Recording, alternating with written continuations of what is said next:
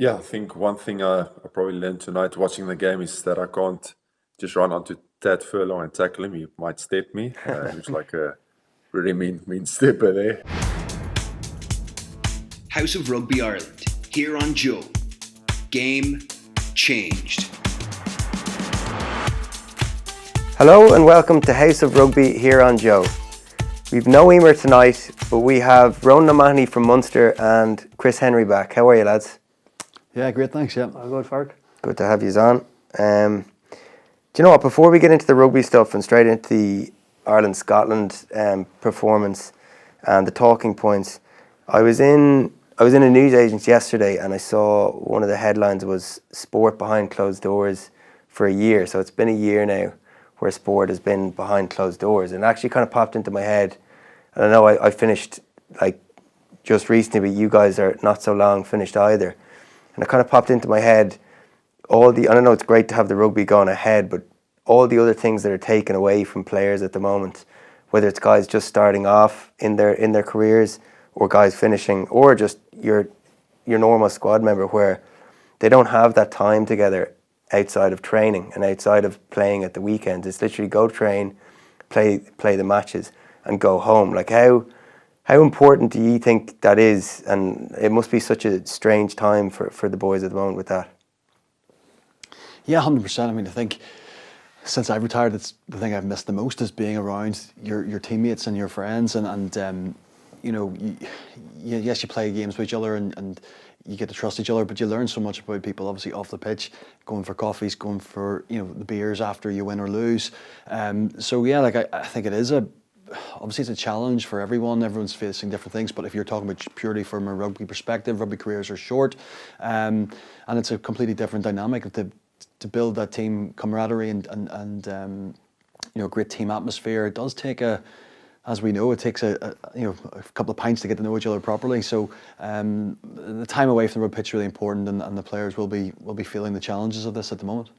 Yeah, 100%. I remember we always used to say a good team social is better than any week's training. That, especially at the start of a season, it kind of, you have your new players in, you have your young academy players coming into the senior ranks, and you have a couple of foreign signings coming in. And I suppose it's those early couple of nights out, and as you talked about, having coffees together, that you really get to kind of bind the squad and get to know everyone. And then I suppose a lot of the younger players are missing out in the crowd and experiencing a full stadium.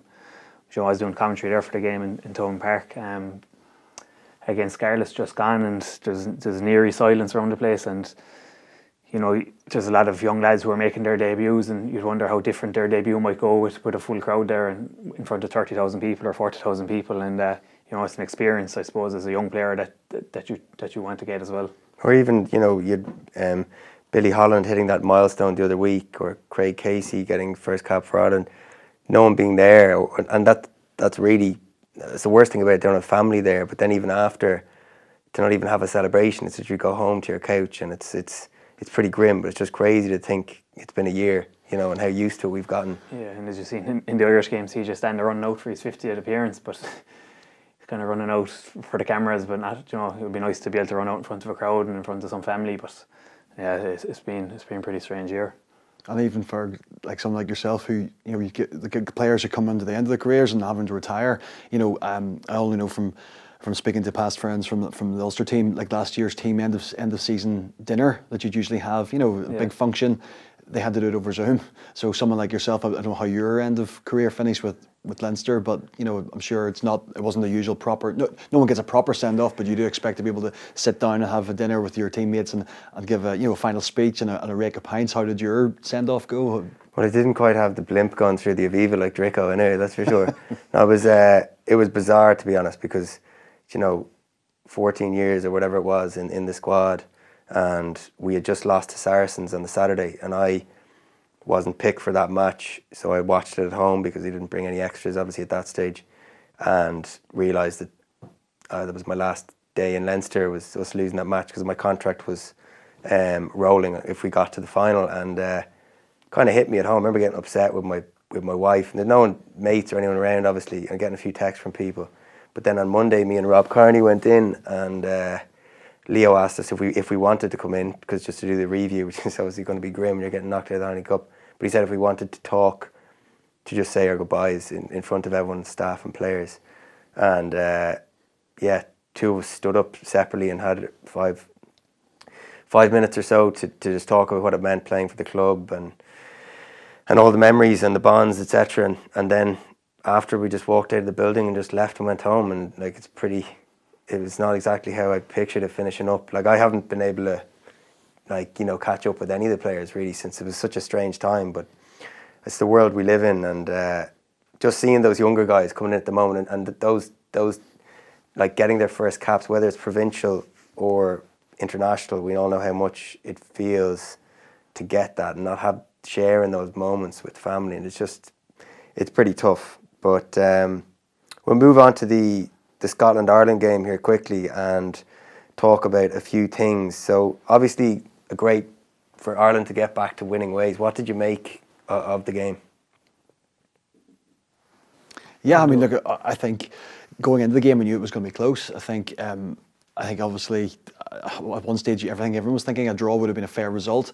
You know, Johnny Sexton, as usual, stepping up and you know, when the moment mattered and kicked a really, really difficult kick and a high pressure moment. But I think look, Ireland had a really, really good game. There were certain aspects where you know, they won the 50-50 battles. The aerial contest was a massive part of the game, I felt. There were some great kick chases and contesting in the air, which obviously led to one of Ireland's tries. But yeah, I just think like it was a step forward than Italy. It was a bigger challenge, obviously. I think on a different day, maybe with Finn Russell going off at 60 minutes, it could have gone a different way. But ultimately, Ireland, you know, they got the job done. They did what they needed to. They played the way they needed to beat a good Scottish team. So yeah, I think you know, credit to the team and the performance, and they've taken obviously a lot of pressure to going away from home to win in Murrayfield, which isn't easy to do. You know, hats off to them. It's great that we're sitting here, you know, talking so positive, because if a draw or a loss would have just put a totally, you know, really, really different spin on their Six Nations so far. Yeah, definitely. And I think that, like, the reality is that, you know, there was pressure mounting up a little bit on the coaches, and you know, the expectation is so high in Ireland at the moment. So for them to get over the line, because people forget that, you know, it is an extremely strong Scottish side, but to win in that manner in Murrayfield is such a tough place to go. I think those finer margins, like I do think the back three, like particularly Keith Earls and Hugo Keenan, like, they were outstanding. Like, you know all about that pressure game with the way Munster play and the way their back three play and how good you were at it as well. What did you make of the performances in the back three from the Ireland guys? Yeah, I thought it was pretty composed. Like, one or two little errors and a slip tackle by James Lowe gave Scotland a small bit of hope. But other than that, you know, Earlsy's proven his worth time and time again. He's every time he gets an opportunity to play, he's outstanding, both for Munster and Ireland, and rightly deserves a new contract. And then I suppose Hugo Keenan has been a new lease of life for the Irish backline. He's filled that void of Rob Kearney really well. He's performed outstanding, and you know, it's a credit to himself. And I think since he's got into the Irish squad, he hasn't even been budged. He's keeping Jordan Larmour, who's well established at this stage, off the team. And you know, as we talk about the conveyor belt coming through Leinster, and there's other players like the young Jimmy O'Brien, who I was really impressed with. That'll probably make his way into that Irish team soon enough. And from the game just gone, it was a pretty pleasing performance. Obviously a couple of slip tackles, but other than that, we'll take the win. And talking about Lions, like, there's definitely Irish guys there. You saw Gatland in the crowd. There's Irish guys there that stuck their hand up, like, big time. Like, they really did. I think that if it wasn't for probably 4 or 5 guys playing for us today, like, we wouldn't have beaten them. The crucial turnovers, particularly at ruck time, Chris. You know, every time you play Scotland, the breakdown's always a talking point, and I think that was definitely something that Ireland got the upper hand of today. You know, Scotland were at times, you know, they were making inroads, and Ireland's ability to get into the ruck so quickly and make crucial turnovers at crucial times was massive. You know, Ian Henderson obviously had that massive moment at the end of the game with a crucial penalty. You know, Tadhg Byrne, you know, I think he came off at 60 minutes and yet he still got man of the match. And you know, leading into this Six Nations, to be honest, like, you know, obviously Tadhg with the Scarlets and Munster, you know what the quality has, but going to this next level, international level, you did. I wondered, was he going to be, you know, number 6 you want as your enforcer in your team, and I did think, is this where Tadhg should be? Well, he's definitely proved that this is where he should be. He's been outstanding, and yeah, he's just getting better and better. And he was everywhere today. Him and Ian Henderson and James Ryan, it's just a really good combination. And gosh, yeah, the breakdown was something special. You know, Will Connors, I mean, he, for me, today was probably his best game for Ireland. I had a match up with him and Hamish Watson. There was 2 absolutely crunching tackles he made on him during the game, and I don't know, whenever you guys played, like whenever you went in the match and you saw your opposite number and you knew you got a chance to put a hit on him or make a moment, to know that you came off and went, yeah, actually I know I've got the better hand. And Hamish Watson had a brilliant game, but I think for what we needed, what Ireland needed today, from what Will Connors provided, he was everywhere. The tackling of the Scottish forwards, it's chop tackling, obviously what he's known for. He was awesome today. So yeah, those, I mean, as I said, Henderson, Byrne, Connors, I thought, again, someone who keeps on being talked about, who just keeps producing such a high level standard of rugby is Robbie Henshaw. You know, like, what is he, like, he doesn't do anything wrong at the moment. His kick chasing was brilliant. His ability to run straight and pass the ball, like simple things, but really difficult things. And he's just bringing a seriously high standard of rugby at the moment. And yeah, I just think, as I said, these players have had a lot of pressure and they've delivered, and Breakdown had a big part of the play, the outcome today. Yeah, Robbie's got to be in the mix, like, going into the Lions. You know, I think he went on the last tour, but he was more of a tourist, and they didn't really play him in the test games. But he's been, you know, in terms of a 12 that's been playing consistently well for 12 months, and now he's doing it. Like, I know Tadhg Byrne is picking up the Man of the Match awards, and he has been great, but Robbie has been right there behind him in the back line. He has been doing everything so positive. But I think back to that point about Tadhg and Ian Henderson, and I know what you mean about switching him to 6, but it feels like at the moment with Tadhg at 6 and Hendy obviously still in the second row with James, it's almost like we've got 5 back rows, because like when we're defending there and they might get over the gain line by a yard or 2, but they're exposed and their cleaners aren't there quick enough. And then you have CJ Stander latching on, like, just incredible poach threat there across the board. And I think that was probably the winning of the game for Ireland, really, our decision making around it, because we know Scotland's such a tough place to go. And I just think that particularly CJ and Tadhg, like, and Munster have been so good there, but those guys were just so impressive, weren't they? Unbelievably impressive. And I think in that Irish pack, you've just so many ground dogs between Will Connors, Henderson, Tadhg Byrne and CJ, and then the likes of Porter, who's so good on the ground as well when he comes off the pitch, that, you know, if each of them can get 1 turnover in a game, that's 5 or 6 penalties.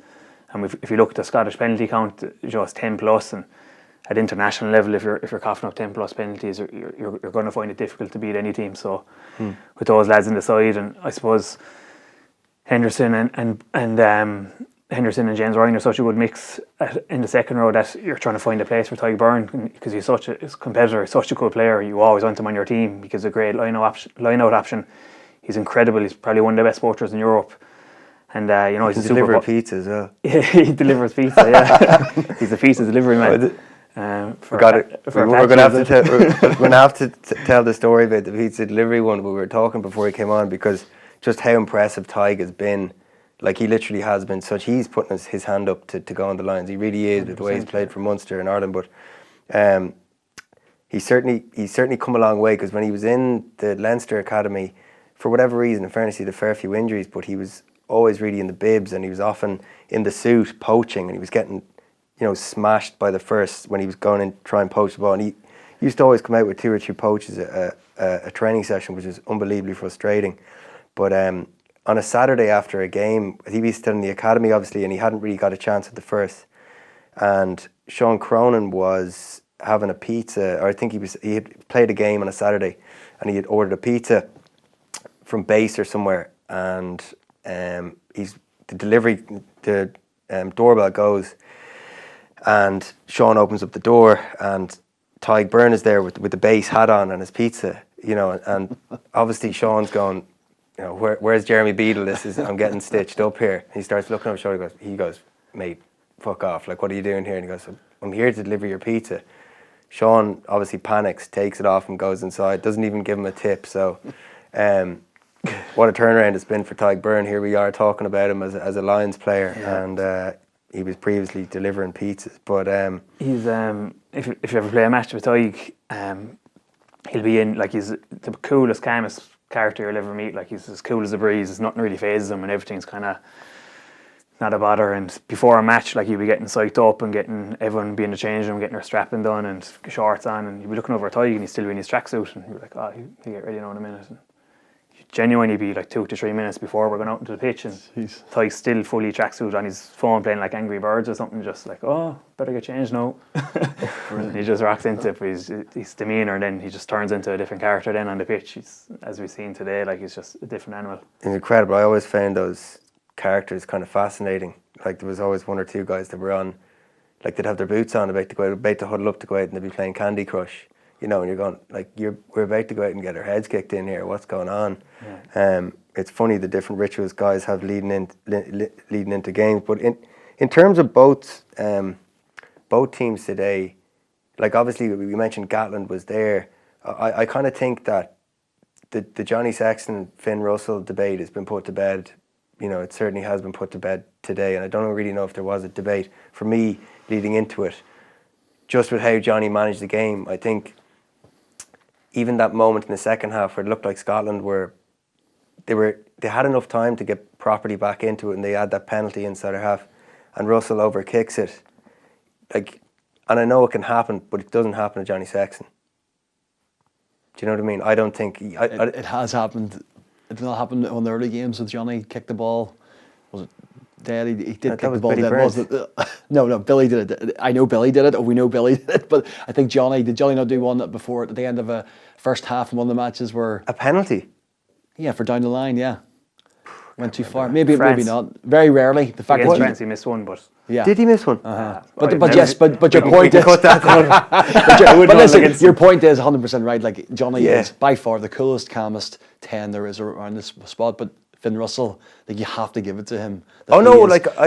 Creates, like, I mean, what he did today, moments of magic creates around him, doesn't it? So I think if the Scotland lineup didn't completely implode, you know, they would have had more chances to go at Ireland. I think that, I mean, if you had to pick one thing, yes, Irish breakdown was outstanding and Ireland definitely deserved it, but if Scotland's line-out functioned, you've got to say that could they have put more shots against Ireland. I don't know what the percentage win of the line-out was, but if you're playing international rugby and you're not hitting 85-90% of your own line-out ball, then you're going to struggle. And the Irish defence caused them to make the mistakes. Yes, there was problems with the Scottish throw and just the general functioning, but to say it was completely Ireland's dominance, I don't think is right. I don't think any player playing in the pitch, I think every Irish forward would have seen that usually Scotland have a decent line-out. Like, Johnny Gray is a serious operator, and he was off kilter today by running the line-out, and that had a big part to play in the result, I think, as well. It'd be naive to say that it didn't. Yeah, and I think it's horses for courses. Sorry, with the Johnny Finn Russell debate, because I get it. Like, Finn Russell does stuff that Johnny doesn't do, but again, if you're going down to play South Africa, of course you want to have someone like a Finn Russell at a stage of a game. Do you want him starting? Like, I look at it like that and I go, who's the guy? And I think he is, But again, of course, I think he should be a tourist. But that's just my opinion. What do you think? I don't know Johnny too well. I only played against him or briefly met him once or twice. You could probably speak better about this, Ferg, but from speaking to the lads who would play with him, just what he brings leading up to a game and the week's training and the detail he brings into the side, I think stands for itself, and then he more than likely produces every time on the pitch. But I think that the standards and the detail he brings during the week to get the team ready and in a position to play high level rugby is another key attribute of him. Like, so, and how many big moments like today, that kick. To kick that kick is not an easy kick, but for Johnny Sexton, it's just kind of expected that he was going to get it, didn't he? Because he's had so many, he's lived through so many of those massive moments. So yeah, like, he's just so important still. I actually was just driving when I was after the game, just thinking, like, how sore is he going to be tomorrow? Being the age he is, and the physicality he still brings. Like, it's going to take. No, it must just be so sore after these big test matches at the moment for him. particularly when you're quite old, because the interviewer was actually poking a bit of fun at him afterwards. She's like, "Geez, you got a lot of grey hairs there, Johnny." He's just after knocking over the winning kick, and she's called him a badger, you know. But do you know what? It was a great game in lots of ways. Probably not for the standard of rugby, and I didn't think the day really allowed that. Obviously, it's raining, it's Murrayfield. But I think, you know, Ireland did start that second half brilliantly, and I thought they came out of the blocks. But it was a little bit disappointing to let the Scots back in towards the end, in reality. It was, you know, and I suppose it's the difference between a player now and from being playing and being results based to being a spectator like we were today. You want an entertainment factor as well, and you know, I suppose a couple of silly errors, like a charge down by Gary Ringrose, a header by Stuart Hogg, and you know, a slip through the hands of James Lowe, and Ireland find themselves in a dogfight towards the end of the game, you know. And a lot of these international games and a lot of these big games come down to small, fine margins, and you know, it's little compounding errors like that can cost the team. Yeah, definitely. And I think that, I suppose the most positive thing about that was the way Ireland reacted when they did draw the game, because there's only 4 minutes left, you know, and the guys are going to kick it off. And I suppose from that point, it was great to see the belief. And, you know, you had young guys coming off the bench making a big input. Dave Cocoyne carried brilliantly, you know, was smashing rucks. Porter, obviously, and then Ryan Baird. But, like, that was a big moment. Yeah, charge down and then, or the tackle, follow-up tackle. I mean, he's an absolute athlete, obviously, and it was going to be great to see so much more of him. And then he did really well to actually make that tackle. And then instead of trying to fight and stay in there, he rolled so quickly, and it gave Ian Henderson a real good chance to do what he's so good at and you know, attach himself to the ball. And you know, it was really, really, you know, obviously a big moment of the game. And look, there's loads of big moments of the game. You know, a big talking point obviously is the you know, something that you talked about in one of the other shows about, as a winger in Test match rugby, you know, it's so different coming from the provincial to Test match, and someone that obviously's had a tough enough day, you know, James Lowe, I guess, with that tackle. You know, he went high whenever he had a real opportunity just to, well, you guys will obviously talk more than me, but just to chop him down low. But you know, there is the defensive qualities of a Test match rugby. You can't keep making those same mistakes, I guess, and maybe other players, if they've made those errors, they you know, maybe might not get another chance just as quickly. You know, with Joe Schmidt, for example, if you made a mistake like that, you know, rugby's all about being honest, and you would have been brought up in the video review. So for me, I guess, with my Ulster hat on, I guess, is Jacob Stockdale. You know, could be someone I think that could be drafted straight in to start next week against England. I know we'll talk more about England on the show, but he had a terrific 40 minutes against the Dragons at the weekend. You know, with some really good counter-attacks that you'd expect from Jacob and good runs, but the thing with Jacob at the moment is he's making some really good defensive reads, and he looks in serious condition, and that his defensive qualities, I think, is something that could probably be used in that left wing. And obviously then with a straight swap like that, you don't lose the left foot. You know, I've taken it's a straight swap, but they're still. What do you think for the left winger spot? Because, like, realistically, like, Earlsy's getting picked again. Like, he played a very good game. Do you think that he'll retain the back three, or would he change it up? I'm not quite sure. I think he will retain it, just because the lads have been playing Test level rugby, and Stockdale hasn't, I suppose, over the last number of weeks. But I do agree with you that Stockdale's defence could be a good weapon for him. He likes to get really high on the outside, and we were chatting briefly for that.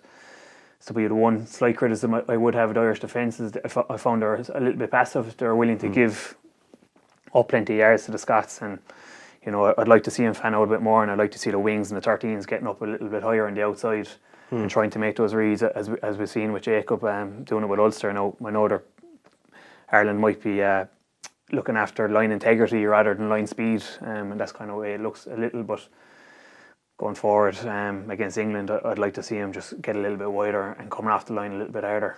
Yeah, definitely could be a work on. And listen, just great for us to get the 4 points and get the win and move on. Right, let's get Toulon and South African World Cup winner Eben Etzebeth on the show. House of Rugby Ireland, here on Joe.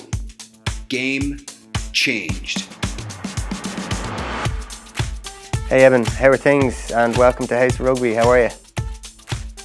No, I'm good. Everything's good this side. By you? It's been tricky for us three actually, because we are retired, but the gyms are actually closed here, so our dad bods are kind of progressing a little bit quicker than we would have anticipated. And we were wondering, do you have any tips Too bad. to keep in shape, get guns as big as you somehow? No, you guys don't look too bad. But I'll send you something over. I actually got this program from my one trainer. He was at the Stormers. He's now at Stade Francais. He gave me a 15-day challenge with push-ups and pull-ups and all these things. Quite a tough one, so I'll try and get it over to you guys. Well, we'd probably need that, I'd say. Challenge accepted, Eben, eh? I think Fergal lead the charge. Eben, it's great to have you on the show. I actually phoned a mutual friend of ours, Marcel Coetzee, whenever I heard you were coming on the show, and he, I hope you don't mind, he told me quite a funny story, so you can correct the details after I finish, but he was saying how you guys used to room together on the tours an awful lot, obviously very close, and he mentioned that like a lot of rugby players, we like to be organised and tidy and a bit of an OCD, and he said that you're very much like that. You like to be organised, to have your room clean and tidy.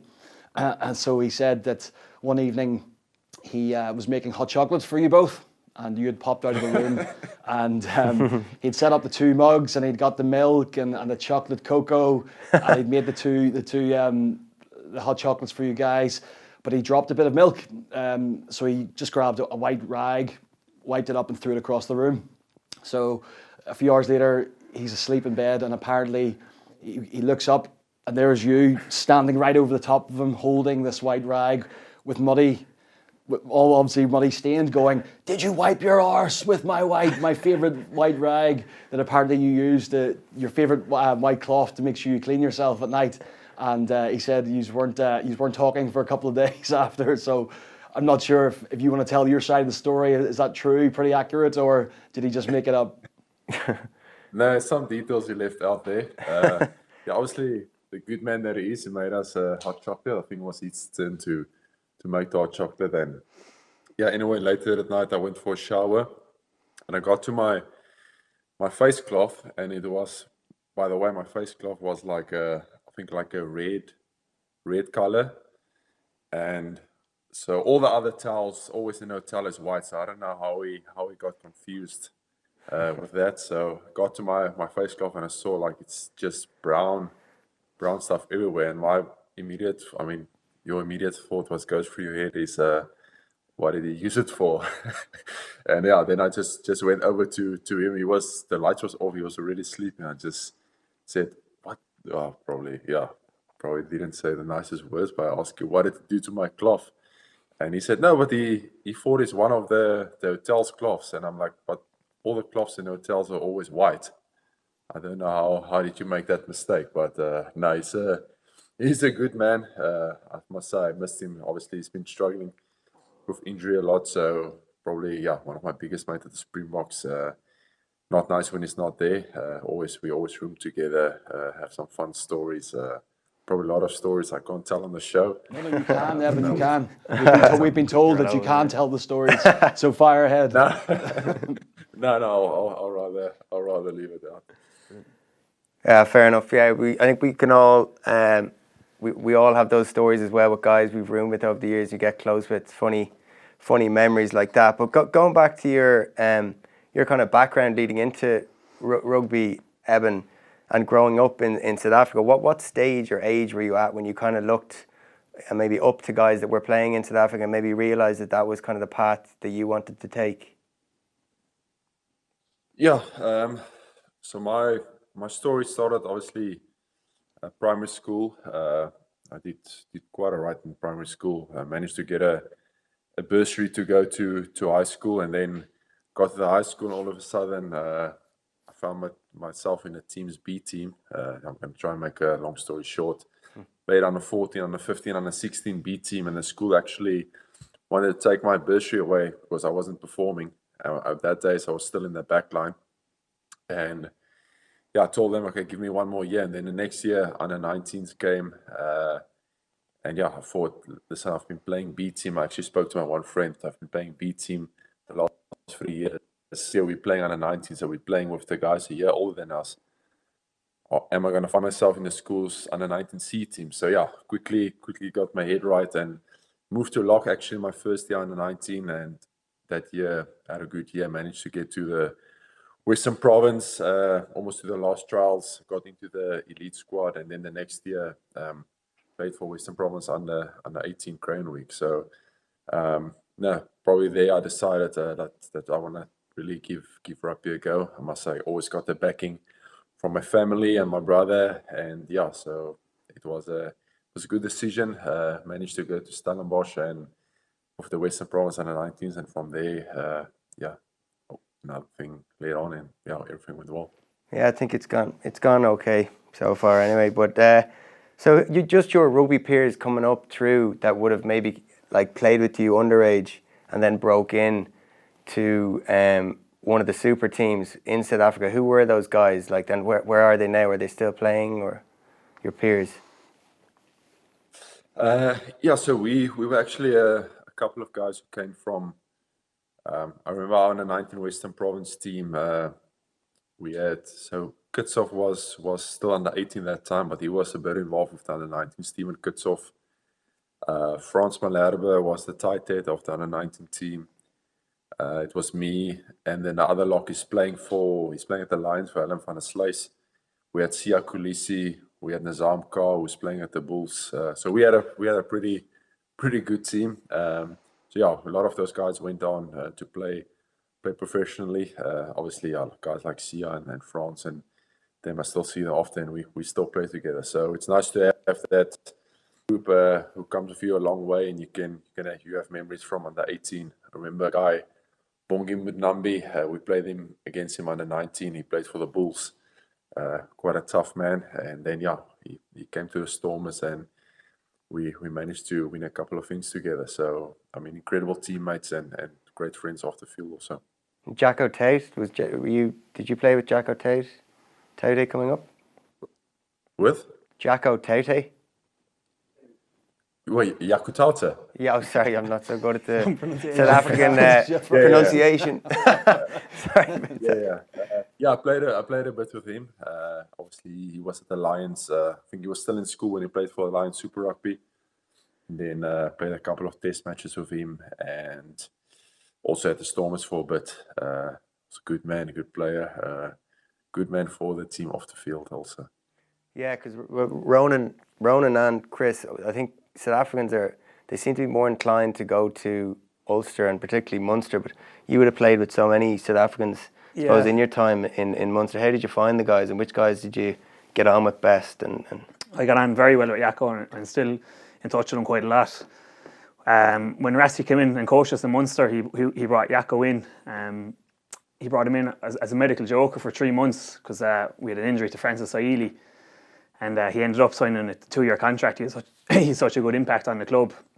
But I can remember his first couple of weeks, as you said, he's a great man off the pitch as well, and he's a great man on a night out. And I remember we had a social down in Cork, and on the way home, it was Mike Sherry who was driving the car, and I was in the passenger seat, and Jacko was in the back seat, and he was staring out the window, and he was just amazed. He was talking about how beautiful Ireland was, and we were all hungover and borderline depressed, and Jacko was just in amazement, and he was looking out, and he's looking at the cows, and he's like, should I go out and tackle a cow?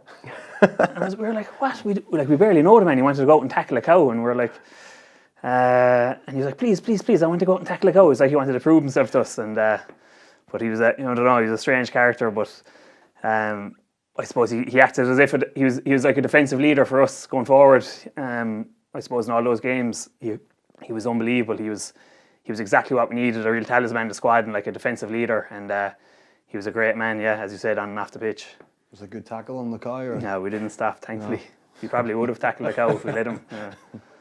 Yeah, like even John de Villiers as well, like he had such a big impact in Munster, and sure, all of the guys, you mentioned Marcel there, Chris, but even Ruan Pienaar, like what he did, you would have played with Ruan as well, plenty of times, Eben, and like Ruan, what he did for Ulster was, I mean, he just... Do you know, I think every South African that comes to the provinces, they there's just a good natural fit. You know, their work ethic and what they bring to the provinces, it's just a good fit, you know, and a lot of them, you see, especially with Ulster, I'm not sure what you think with Munster, but they end up staying for very, very long times. You know, there's very few South Africans that will make the move and then decide, you know, once one contract cycle's up, very few decide to move. They want to stay, the club wants them to stay, and their families, you know, they embrace the culture, I guess, the Irish culture. They're very family orientated. So, yeah, obviously on the field they add so much, but off the field, the type of personalities and people they are, there's very, you know, I haven't met one South African that hasn't fitted in well with their move across to Ireland. So I'm sure it'll be a relationship that continues moving forward as well. Yeah, speaking of tackling the cow actually as well, there's the producers were putting together some detail on you before the show, and there's a few dust-ups that you've had over the years. One good clip of you and Jim Hamilton from Scotland throwing a few punches, I think, over in Edinburgh, and then there's another one, I think it got 4.5 million views on YouTube with Lou de Jager. What exactly happened there, and who came out on top that time? No, I can't actually remember being in any scuffle in my career, so I don't know what you're talking about. No, the one with Luet, yeah, we were playing obviously a big match against the Cheetahs at the time, and I remember, I think he shouldered me off the ball or something like that, and yeah, just things just got into a scuffle, and I mean he's a good man. He's probably one of the funniest guys in the team. So yeah, he's had a laugh. We both have had a laugh after that incident. He's mentioned it a couple of times.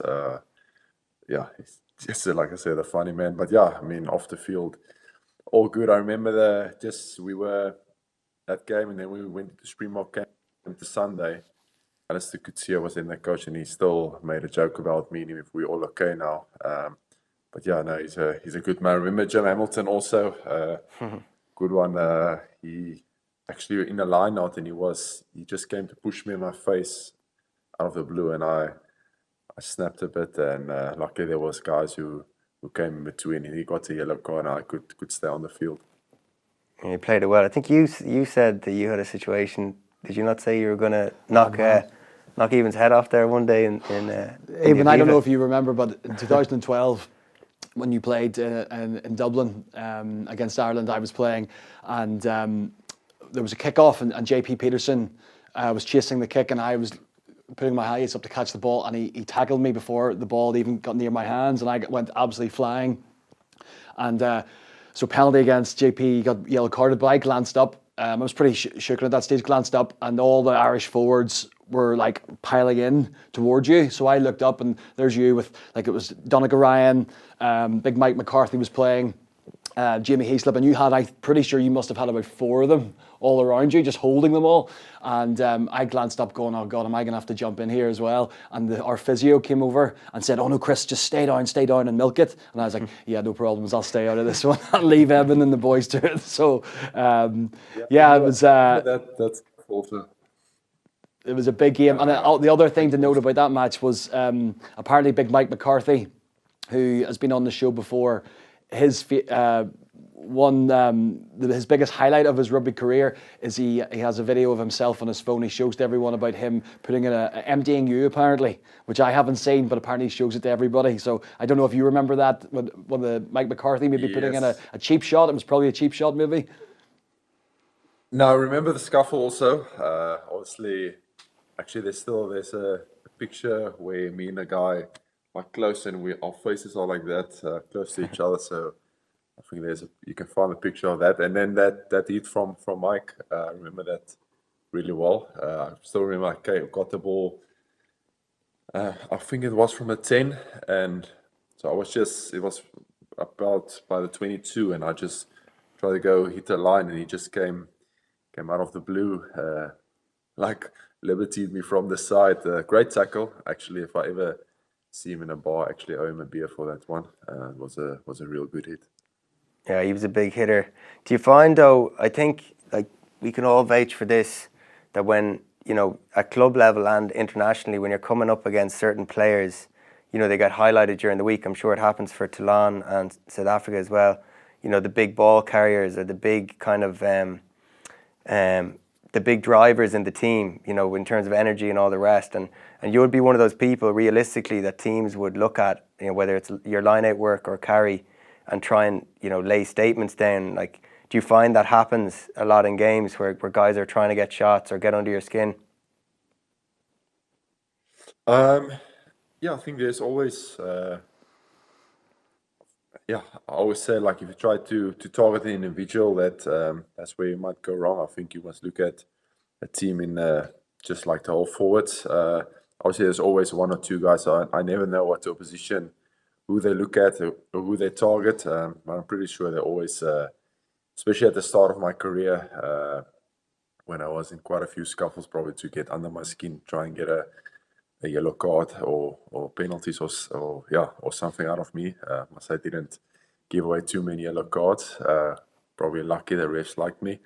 But yeah, I think these days if we look up opposition, you look at one or two guys and just give to the team who's a threat. But in the whole, you just look at the whole pack of forwards and what they bring and so on. So yeah, it's just there's so much analysts going on these days. You know the opposition so well.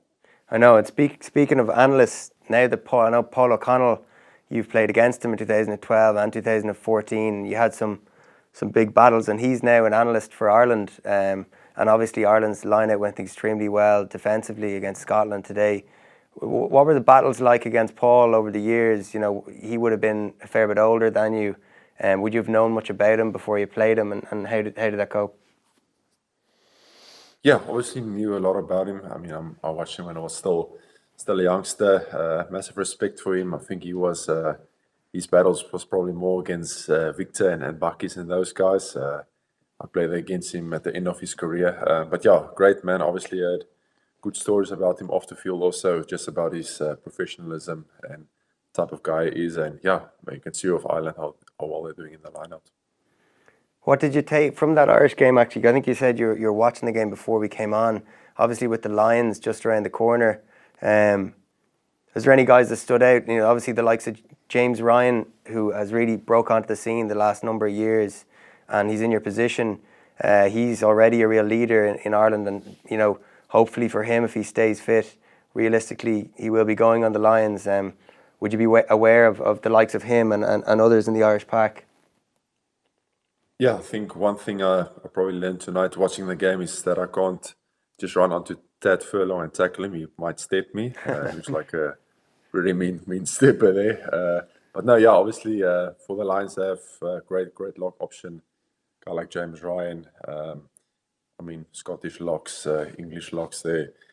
So much options. So obviously for us as a box, it's a bit more difficult to analyze. Just have to look at the individuals. But there's some great players.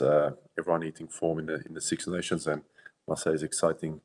Today's game and yesterday's game, France versus England, was two really exciting games to watch. Yeah, they were.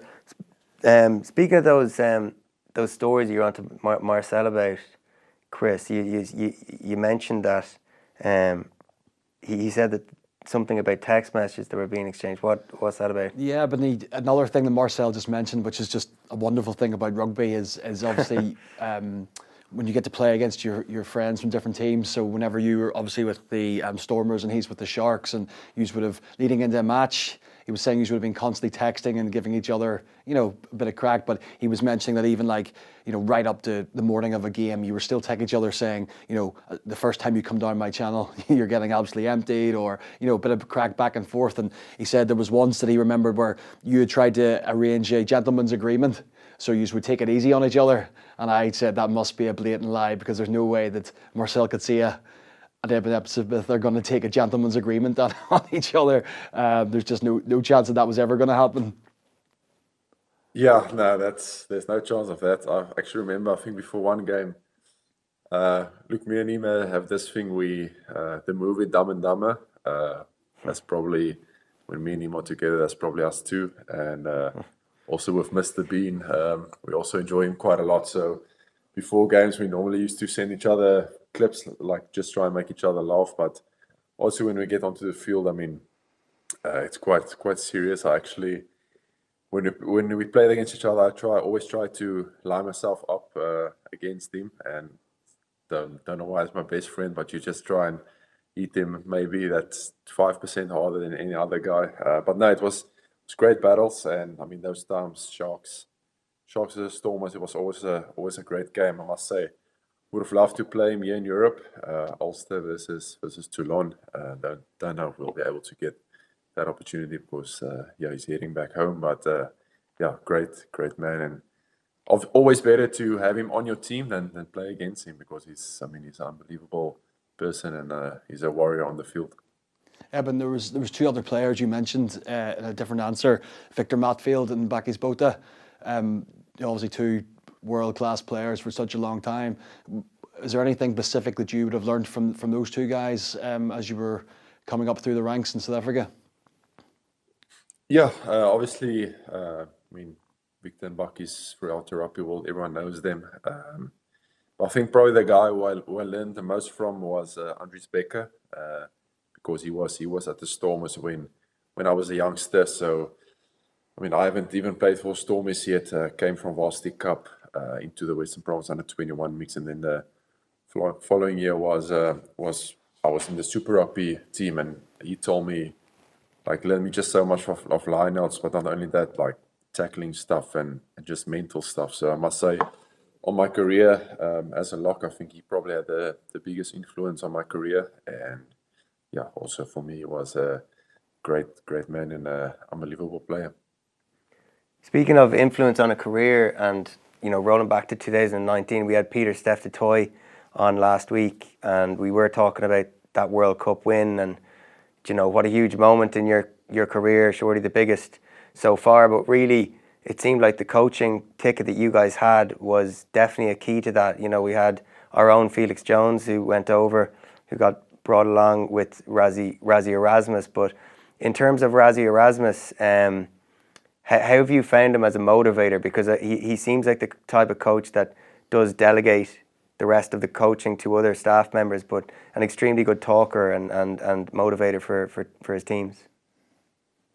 Yeah, look, the only reason why I can't delegate is because he has, the best around him. A guy like Jacques Nienaber, unbelievable in defense. Felix, I was actually, when he came in just before the World Cup, I wasn't so sure.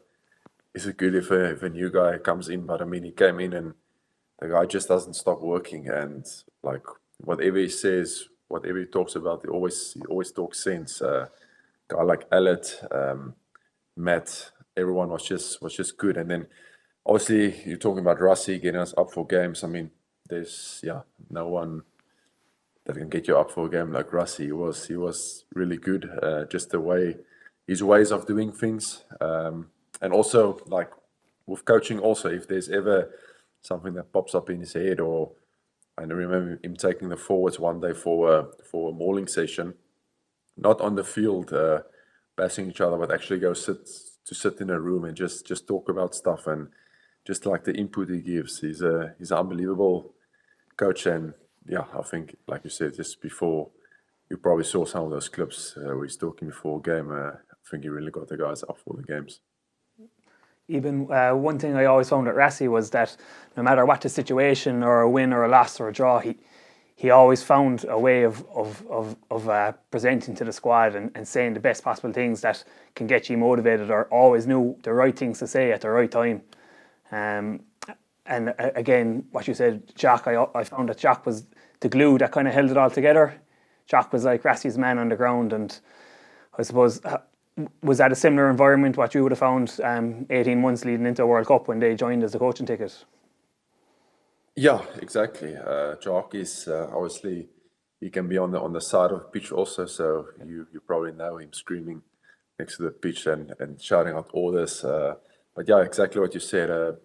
Jock just handled everything. Obviously, his main thing was defense, and then Rassie was just he was just like this, the puppet master, just doing everything right, getting everyone up for when it mattered.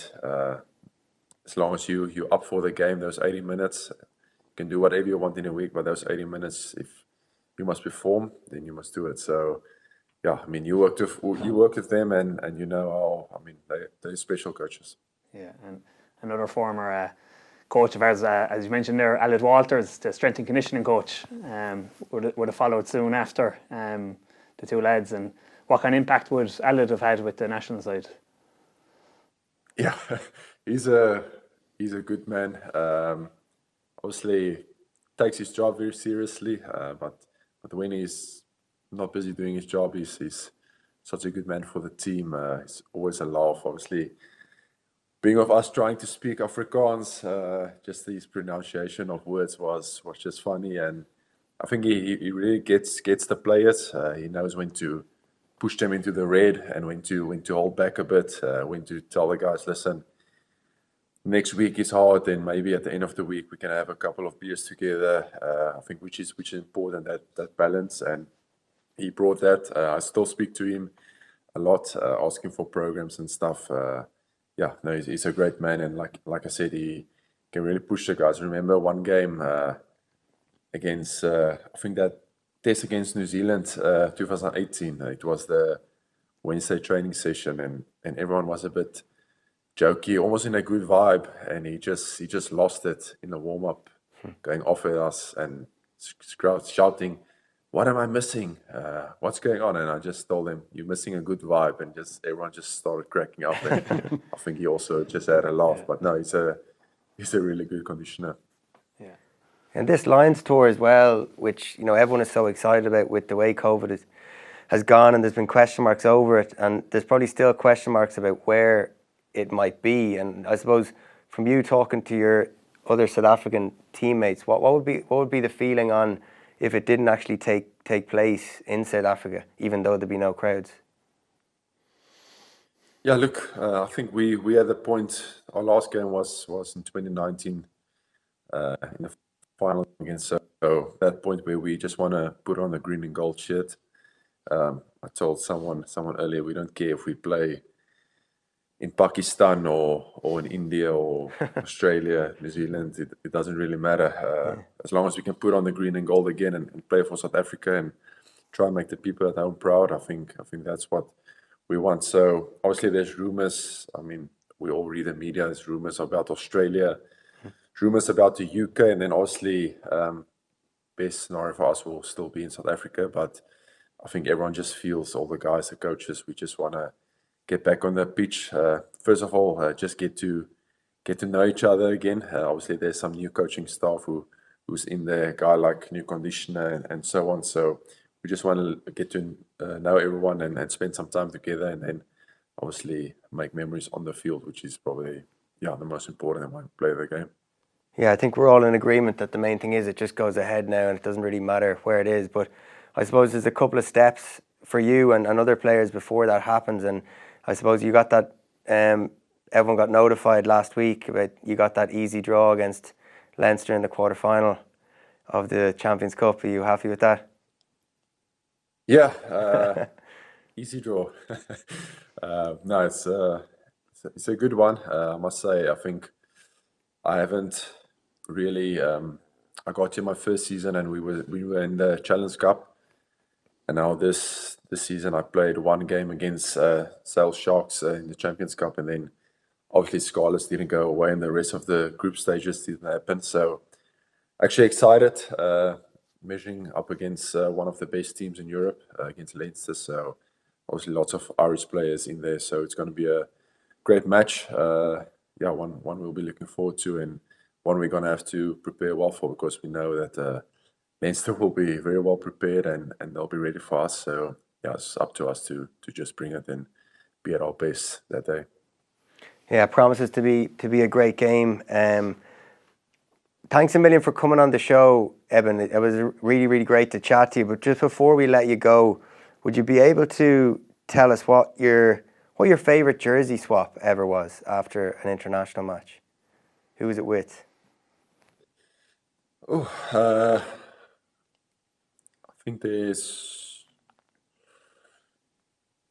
probably in my one house in up in on the West Coast. I actually have when I bought the house, I wanted to, on the stairs as you go up to the second level, a jersey of each country from the Rugby Championship. So I managed to swap with the Argentinian lock, Australian, and New Zealand. So I mean that was quite good swaps. I think a special one for me was Broadest from New Zealand. He texted me once on Instagram and told me he would like to swap. I think he never got an opportunity after the game to swap with me. And when I ever come to New Zealand, if I can bring a jersey with, and he would like to swap with me. So that was quite a special swap for me. Then in the World Cup final, I managed to swap with Maro. So yeah, I put that up in a nice frame. The 2 number 4 jerseys playing in the World Cup final. So I think I've swapped with some. Every swap for me is special. I think if I have to point out a couple, that's probably the ones that stand out. House of Rugby Ireland, here on Joe. Game changed. Well, we'll find out next Saturday, won't we? We feel that we've been building. We feel that parts of our. We feel we were a little bit unlucky in the first couple of games, but we're playing against even though they've had a couple of bad results. The team that was in a World Cup final, the team that won the Grand Slam last year, or Six Nations last year, the team won the Autumn Nations Cup, so they're a top team, and we've to prove that we can match them and put in a performance to beat one of the top teams, because we haven't done it as of yet. Again, we'll sit down with James, and obviously there's others as well that we need to sit down with and keep educating them regarding what international football's all about. There are guys that are in there that are very young as far as their experience is concerned, but to come up here. For anyone to come over here and experience a win at Murrayfield is something that they'll be proud of. I'm sure they'll look back on. But as far as progressing James's game, I suppose we'll help him like we'll help everyone else as well. House of Rugby Ireland, here on Joe. Game changed. There was plenty of other rugby at the weekend, and another brilliant game, if not the game of probably the championship so far, between England and France, and England just edging it out. And for me, before we actually get into the nitty gritty of a few of the scores, what did you think of the try that was given by Joy Neville? What was your opinion on it for England? Well, so first, won the game really. Yeah, I mean, look, I think the first thing is that Joy Neville, I think, fair play. She's ref for me a few times. I think she's a great ref, and I think she took her time and she made the call. And I think you just have to move on quickly with it. I think that the most disappointing aspect, I think the first thing is that England had penalty advantage. So even if they hadn't have scored, I think they would have had another chance to go at it. So that's the first thing. The second thing is that the biggest talking point is how poor the French defence was there. I think it was the 2 reserves, number 19 and 20, were Levon and Aldred in the face before had just emptied one of the English, whoever was picking going from the English player, and then the 2 reserves were just, when they're folding around, they're so slow, so sluggish. Their body position, they were up high, and you're right on your try line. If you're on your try line, it is 3-point stance. It is putting your head where it shouldn't be to go meet them. And if I told you he's going to pick and go that quickly, you've got to win the race. So I think that even if England didn't score on that time, and there's a picture going around social media where apparently it looks very clearly that he's got it down, but apparently it's his shoulder. Fine margins, and the bottom line is, if they didn't score that time, would they have scored in the next? Would they have tapped and went, or would they have gone and line out again, had another go? But I think I think that's not the point, though. I think that the referee asks a question and says, so his question to her was, I don't think it was a try. Is there any reason that you can award it? And she looked at it and she overturned that decision and gave it. And I don't think there was conclusive enough evidence to say it was a try, because there just wasn't. There was no close up, and I think it's such a big decision. And at the end of the day, the angle where it was zoomed in, it did look held up, and that's fine. They had advantage, but they still have to kick to the corner. They still have to win the ball. I think listen, I don't think it was a great game of rugby, and England were probably deserved winners with the way they played, but the French, when they got going in the first half there, it's a pretty beautiful thing to watch. Like, I think they're building something great, but the back three was just unbelievable. They're incredible, yeah. Brice Dolan coming back in at full back, and with Teddy Tama and Pueno coming back from injury, you know, it's just like it's firepower everywhere. Fakatau came back in for this game, and we all he's one of the best centres in the world at the moment, and he punches those little holes to allow these lads run into, and if you give him a little bit of space, you see Teddy Tama gets a little yard down the wing, chip over the top, and Dupon's able to finish with ease. You know, they're playing with great flair, great heads up rugby, and they always play the opportunity that's in front of them. You know, any chance they get to break out of their system or their attacking platform, they will, and they'll attack the opportunity they see in front of them. Yeah, and then obviously in the other game, not forgetting Wales and Italy, and you know, Wales put in a big performance against, you know, a disappointing Italian side this whole Six Nations, unfortunately, again. But who would have thought that Wales now, at this stage, like, could be in a position to win a Grand Slam? From probably what we were all thinking at the start, it's you know, hats off to them for putting themselves in this position. Yeah, definitely. Like, Wales, with the star players they have and the experience that, especially the core of their team, you know, their spine, important position, every position is important, but you know, your hooker, Ken Owens, Faletau, you know, Dan Biggar, Williams, or Halfpenny, Liam Williams, a fullback. Liam Williams, a fullback. You know, real core of that Welsh team or experience. Alan Wynne-Jones. If you have those names in your team, you can never rule. You can't rule a team like the Wales out. And then obviously with Zammit and Adams, the two, you know, things are happening around them. You know, it's amazing to see like so many young wingers when they come on the scene. Like the things just happen around those players. You just want to get the ball to those types of guys as much as possible. So yeah, I think like obviously Italy, so disappointing. You know, it's a given 50 points now, isn't it, at the moment? And you know, you give an honourable mention to, you know, a few other forwards.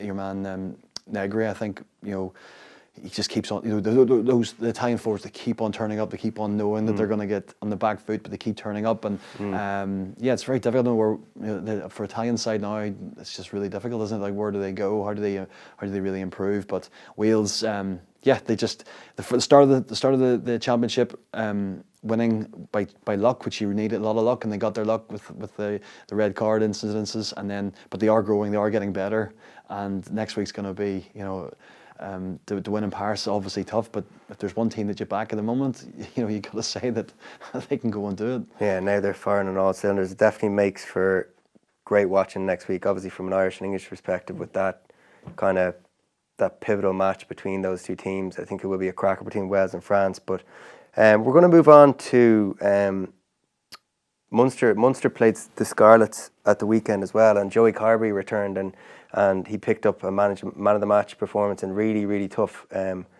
conditions down in Thomond Park. What did you make of that? Do you think that it could be, you know, could it be out of the question to think that he could be in the mix leading into the final against Leinster in the Pro 14? Absolutely not. I think Munster will do everything they can to ensure he's game ready going into a final. Obviously for Munster fans and Irish fans alike, it's a welcome sight to see him back on the pitch and back playing well. You know, to be, I know, first-hand to try and come back after a year out of rugby, it's incredibly hard to get your feel and your rhythm back, and Joey seems to be slotting back in seamlessly. Look, he kicked 4 from 4 in like atrocious conditions, really. From the side, a couple from the touchline. A nice break for set up Shane Daly's try, and he looked very composed and controlled the game really well. At the moment, Munster are probably spoiled for choice at 10. JJ Henry's been going so well. Joey back in the scene, young Ben Healy coming through, and then even younger again, young Jack Crowley coming through the ranks as well. So Munster they're spoiled for choice, and you know, I suppose it's the first time in a long while they have been. Cheers, Evan, for joining us, and thanks to everybody for watching and listening.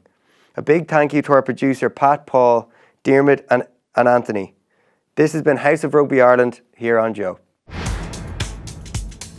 House of Rugby Ireland here on Joe. Game changed.